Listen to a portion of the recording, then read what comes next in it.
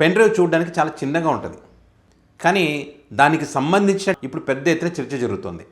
ఎందుకంటే కిరణ్ రాయల్ బాధితురాలు లక్ష్మి మాట్లాడినటువంటి మాటలు పెద్ద ఎత్తున వైరల్ అవుతూ ఉన్నాయి. ఆమె మాట్లాడిన తర్వాత నిజంగా పెన్ డ్రైవ్లో ఏముంది, అందులో దాగి ఉన్నటువంటి చిదంబర రహస్యం ఏంటి, ఆ చీకటి కోణం ఏంటి అనే దానికి సంబంధించి చాలా ఆసక్తికరమైన చర్చ ఉంది. ఈ పెన్ డ్రైవ్కి సంబంధించిన వ్యవహారం ఇప్పటిది కాదు, చాలా రోజులుగా ఉన్నటువంటి పరిస్థితి ఉంది. గతంలోనే ఈ పెన్ డ్రైవ్కి సంబంధించి అనేక మంది మాట్లాడారు, అనేక టీవీ ఛానళ్ళు దీనికి సంబంధించిన డిబేట్ కూడా జరిగాయి. అవన్నీ కూడా ఇప్పుడు పెద్ద ఎత్తున సోషల్ మీడియా వేదికగా వైరల్ అవుతూ ఉన్నాయి, మరొకసారి పెద్ద చర్చకు దారితీశాయి. సో ఇక్కడ శ్రీలక్ష్మి మాట్లాడినటువంటి మాటలు పెన్ డ్రైవ్కి సంబంధించి, అదేవిధంగా శ్రీరెడ్డి మాట్లాడినటువంటి మాటలు ఏబిఎన్ ఆఫీస్లో కూర్చొని ఆమె మాట్లాడినటువంటి మాటలు మీకు వీడియోలో వినిపించే ప్రయత్నం చేస్తాను. కొంతమంది నమ్మరు, అబద్ధాలు అనుకుంటారు, ఫేక్ వార్తలు అంటారు, పేటీఎం బ్యాచ్లు అంటారు, సుట్కేసులు వచ్చాయి అనుకుంటారు. కానీ ఇక్కడ మనం నిజం చెప్పే ప్రయత్నం చేస్తున్నాం కాబట్టి మన దగ్గర ఉన్నటువంటి కొన్ని ఆధారాలు చూపించి చెప్తే అందరికీ ఒక క్లారిటీ ఉంటుందన్నమాట. ముందుగా శ్రీలక్ష్మి ఏం మాట్లాడింది అనేటువంటిది మీకు వినిపించే ప్రయత్నం చేస్తాను. ఆమె ఏం మాట్లాడిందో చూడండి.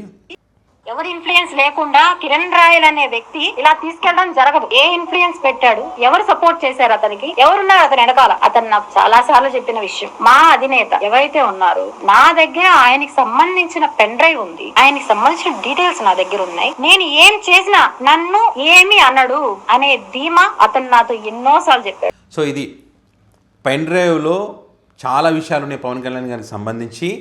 కాబట్టి నేను ఏం చేసినా కూడా పవన్ కళ్యాణ్ అని ఏమి అనడు అని చెప్పి కిరణ్ రాయల్ శ్రీలక్ష్మికి చెప్పినటువంటి విషయాలను ఆమె ఈరోజు చెప్తా ఉంది. ఈమె మాటలను తక్కువగా తీసుకోవడానికి అవకాశం లేదు. పవన్ కళ్యాణ్ గారు నాకెందుకు ఎవడో ఏదో మాట్లాడితే అని చెప్పి వదిలేస్తే మాత్రం చాలా చాలా పొరపాటు. ఎందుకంటే మీకు సంబంధించినటువంటి విషయాలు కనుక, సీక్రెట్లు కనుక ఆ పెన్ డ్రైవ్లో ఉండి ఉంటే ఇది శ్రీలక్ష్మితోనే ఆగిపోదు. ఇంకా అనేక మంది మహిళలను ఆ కిరణ్ రాయల్ అనేటువంటి వ్యక్తి మోసం చేయడానికి అవకాశం ఉంటుంది. ఇంకా ఎంత దూరమైనా వెళ్ళడానికి అవకాశం ఉంటుంది. మీరు ఆ వ్యక్తి పైన చర్యలు తీసుకోవాలి, లేదా మీరు రియాక్ట్ అవ్వాలి, స్పందించాలి దీనికి సంబంధించి.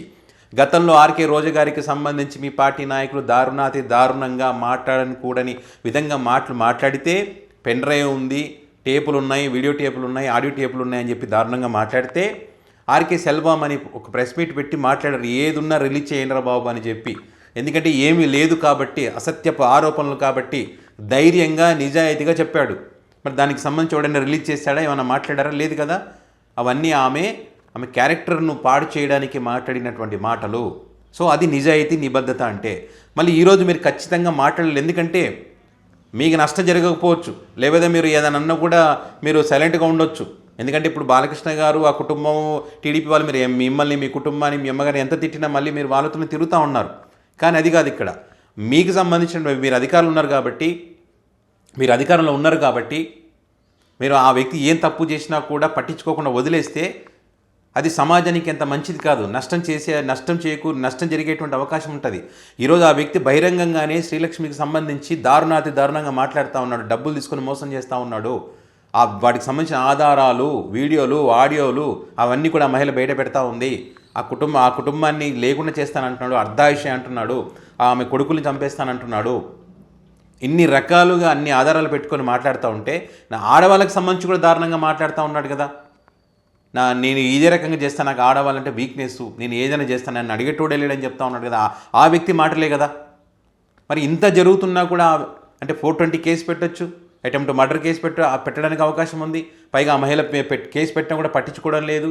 ఆ మహిళకు సహకరించకుండా మీరు ఆ కిరణ్ రాయల్ అనే వ్యక్తికి మీరు సహకరిస్తూ ఉన్నారు. మీ పెన్ డ్రైవ్ని అడ్డం పెట్టుకొని ఇంకా ఏమైనా చేయొచ్చు కదా, ఇంకా ఎంత దూరమైనా వెళ్ళొచ్చు కదా. ఇంత జరుగుతున్నా కూడా మీరు ఆ వ్యక్తిని అరెస్ట్ చేయకుండా, అరెస్ట్ కాకుండా అడ్డుకుంటున్నారు.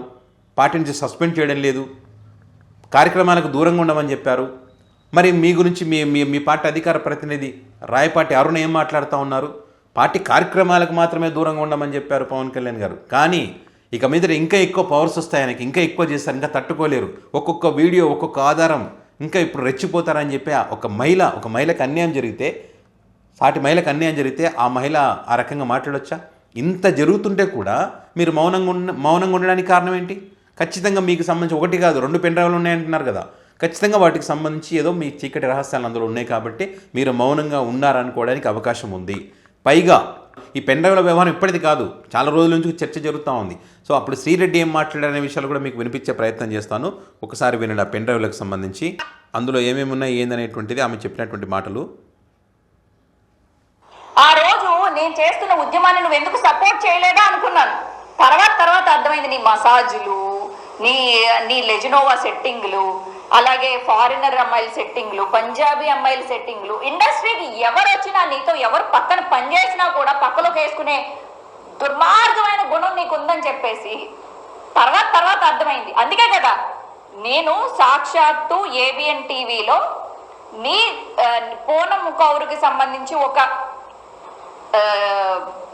ఏమంటారు పెన్ డ్రైవ్ నా దగ్గర ఉంది అని నేను అన్నప్పుడు నెక్స్ట్ డే ఏం చేసావు? నువ్వు వచ్చావు ఫిలిం ఛాంబర్కి, వచ్చి ఏబిఎన్ కార్ల మీద రాళ్ళేసి కొట్టించావు. ఎందుకు ఏబిఎన్ ఎందుకు టార్గెట్ చేసావు?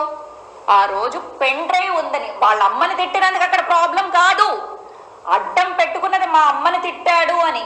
కానీ రీజన్ వచ్చి పూనం కౌర్ది. మీరు కావాలంటే ప్రతి ఒక్కళ్ళు ఆ రోజు నేను సేమ్ శారీలో ఏబిఎన్కి ఇచ్చిన ఇంటర్వ్యూ ఒక్కసారి చూడండి.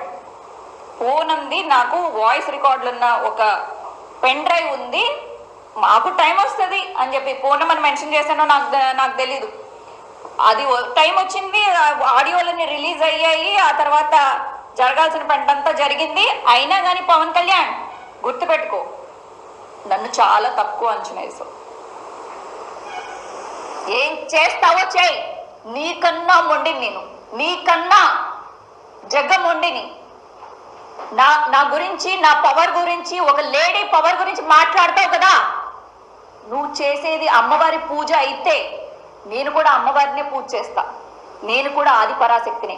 నువ్వు ఎంతమంది ఆడపిల్లల జీవితాలతో ఆడుకున్నావో అవి శాపాలై నీకు తాసుపాముల్లాగా సో ఇది శ్రీరెడ్డి ఈ పెన్ డ్రైవ్లకు సంబంధించి పూనం కౌర్కి సంబంధించి అప్పట్లో మాట్లాడినటువంటి మాటలు. మరి ఆమె ఏబిఎన్ ఆఫీస్లో కూర్చొని మాట్లాడిన తర్వాత మరి ఫిలిం ఛాంబర్కి వెళ్ళి ఆ తర్వాత జరిగినటువంటి పరిణామాల గొడవలకు సంబంధించి శ్రీరెడ్డి మాట్లాడినటువంటి మాటలు. సో వీటన్నిటికి సంబంధించి అప్పుడు జరిగినటువంటి చర్చ కానీ, పెన్ డ్రైవ్కి సంబంధించి చర్చ కానీ, పూనం కౌర్ మాట్లాడిన మాటలు కానీ, ఇవన్నీ కూడా మరొకసారి ఇప్పుడు చర్చకు పెద్ద ఎత్తున చర్చకు దారితీసాయి. ఎందుకంటే ఆ పెన్ డ్రైవ్కి ఎందుకంటే శ్రీలక్ష్మి పెన్ డ్రైవ్ గురించి చెప్పినటువంటి క్రమంలో అంటే నిజంగా ఈ పెన్ డ్రైవ్ అనేటువంటిది ఏదో ఉంది, ఆ పెన్ డ్రైవ్లో ఏదో చిదంబర రహస్యం దాగి ఉంది కాబట్టి పవన్ కళ్యాణ్ గారు మౌనంగా ఉన్నారు. ఈ మౌనం మంచిది కాదు, పవన్ కళ్యాణ్ గారు రియాక్ట్ అవ్వాలి, స్పందించాలి. స్పందించకపోతే ఏంటి, ఈయన చీకటి కోణాలు ఏమో ఉన్నాయి కాబట్టి తన గురించి ఎక్కడ బయటపడుతుందని చెప్పి భయపడి కిరణ్ రాయల్ లాంటి వ్యక్తులు ఏం చేసినా కూడా సైలెంట్గా ఉన్నారు, తద్వారా సమాజానికి నష్టం జరుగుతున్నా కూడా పట్టించుకోవడం లేదనుకోవడానికి అవకాశం ఉంటుంది. సో ఇప్పుడు నాలాంటోడు ఇంకా చాలామంది ప్రశ్నించే వాళ్ళు సోషల్ మీడియా వేదిక చర్చ జరుగుతూ ఉంది కదా, ఈ అన్నిటికీ పులి స్టాప్ పడాలంటే వాళ్ళందరూ నోర్లు మూసుకోవాలంటే పవన్ కళ్యాణ్ గారు నోరు తెరవాలి, మాట్లాడాలి.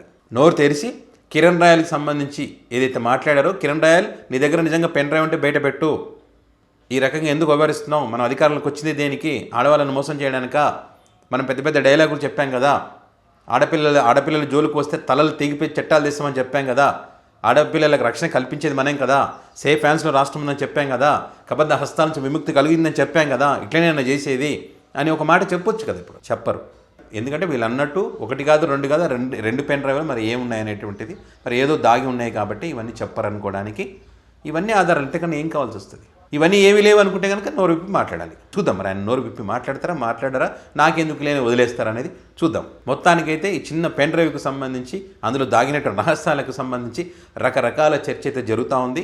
పెద్ద ఎత్తున సోషల్ మీడియా వేదికగా వైరల్ కూడా అవుతున్నాయి. గతంలో మాట్లాడినటువంటి మాటలు, ఇప్పుడు శ్రీలక్ష్మి మాట్లాడినటువంటి మాటలు, మరి కిరణ్ రాయలు అనేక అంశాలకు సంబంధించి ఆయన మాట్లాడినటువంటి మాటలు, శ్రీరెడ్డి మాట్లాడినటువంటి మాటలు, మరి కొన్ని ఛానల్స్లో జరిగినటువంటి డిబేటు, వెంకటకృష్ణ డిబేట్కి సంబంధించి కొంతమంది రాజకీయ నాయకులు మాట్లాడిన మాటలు పెద్ద ఎత్తున ఇప్పుడు సోషల్ మీడియా వేదికగా వాటికి సంబంధించి పెద్ద ఎత్తున సోషల్ మీడియా వేదికగా చర్చ అయితే జరుగుతూ ఉంది.